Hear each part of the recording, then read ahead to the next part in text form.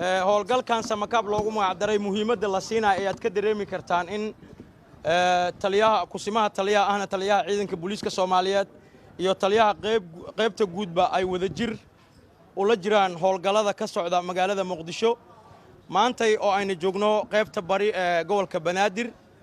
waxyaabaha la soo qabtay muddadii aan kala ismooganayn ayaan rabnaa mar kale inaan idin soo bandhigno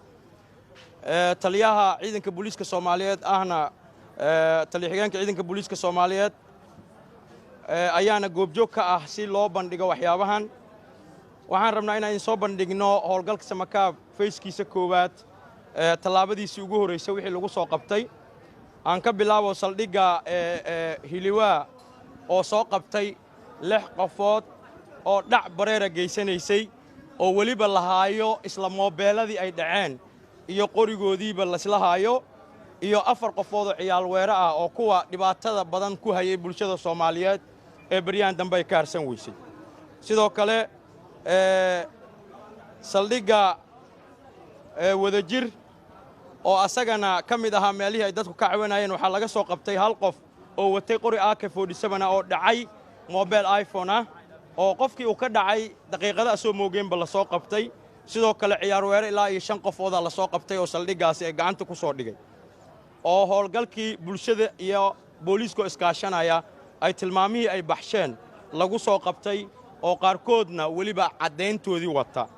sidoo kale saldhigga Wardhiigle ee asana soo qabtay 2 qofood oo dhac u geysatay tukaan oo kuwii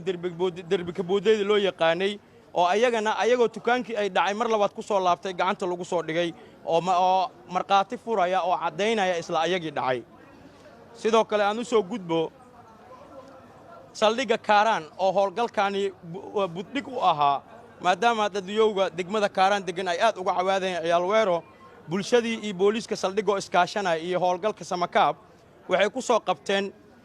niman lagu tuhunsan yahay waliba tuhunkoodii dhow yahay oo eedaysana u ahaa dilkii Macallin Nuur Jimcaale oo dilay goobtii lagu dilay saldhigga goobtii lagu dilay Macallin Nuur Jimcaale agtiisa ayagoo moobeelo ku dhacaya la soo wada qabtay ayadoo marqaatiyaal loo hayo eedaysanayaasha inay ku cad yahay dilkaas inay geysteen number 2 eedaysanaha degmada Kaaraan dadka ku dhacay 15kii bishan ayaa isna gacanta lagu soo dhigay iyo moobeeladii uu dhacay iyo qorigii uu watay sidoo kale degmada Kaaraan waxaa lagu soo qabtay hogaamiyihii ciyaal weerada ee degmadaas oo cadeymihiisu dhameystiran yihiin asagii baqiraal ah oo TikTokyada iyo meel kastana yaala oo qiraalkiisuna cad yahay marka hogaamiyaheedana gacanta lagu soo dhigay waxaan rajaynaynaa goordhow in degmada Kaaraan qof kasto ciyaal weera kamid ah gurigiis ugu tagno maadaama magacyadoodii iyo ayagaba ay is yaqaanaan waxaan kala rabnaa inaan isu soo bandhigno 2 jawaan oo xashiish ah oo degmada Hiliwaa lagu soo qabtay oo idin muuqday haddaba oo sandaqadii lagu qabtay markii ay ciidanku arkeen ay ka carareen ninkii joogay aan ku raad joognay wali eheladii iyo dadkii lahaa sandaqadaas oo xashiish iyo laga helay waxyaabo maandooriya oo iibinay waxaan rabaa bulshada Soomaaliyeed in la wadaago ee gobolka Banaadir ku dhaqan sidoo kale waxa dhaqan galay mootada la joojiyay 6 saac wixii ka dambeeyay kaliya looma joojin howlgaladan waxa kaloo jira dhibaato dhaqanka Soomaaliyeed dhibaato ku ah in gabdhaha Soomaaliyeed iyo wiilasha xaafadahooda habeenkii ka soo dhuunta markii ay 3 saac la gaaro dadyowga seexdaan kalaabiya iyo soo aada hoteelo meela gaar ah oo ayaga ay sameysteen oo lagu dhibaateeyo cabasho nooga timid dadyowgaas ayuu ciidanka booliiska Soomaaliyeed wuxuu go'aansaday wixii 6 saac ka dambeeyay inay samooto soconin ilaa laga cirib tirayo waxyaabahaas dhaqanka ku ciyaaraya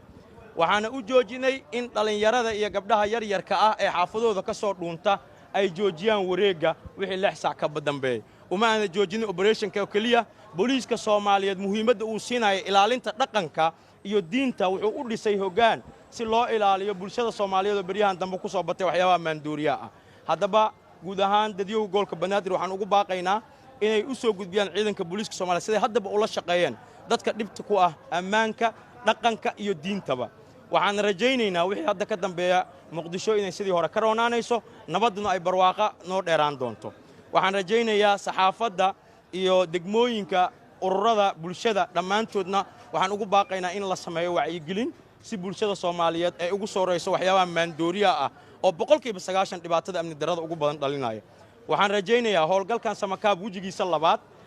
degmada yaaqshid aan maanta joogno waxay soo bandhigtay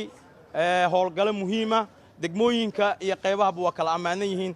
ayadoo uu ballan qaaday taliska booliiska Soomaaliyeed qaybtii ku guuleysata soo afjaridda waxyaabaha dhaqan xumada ah in abaalmarin la siin doono qaybaha booliiska gobolka Banaadir haddana waxaan ugu baaqaynaa bulshada Soomaaliyeed inay booliiska la shaqeeyaan ciidamada ammaankana ay kaashadaan bulshada wada shaqayntuna waa nabadda dalkeena waana mahadsantihiin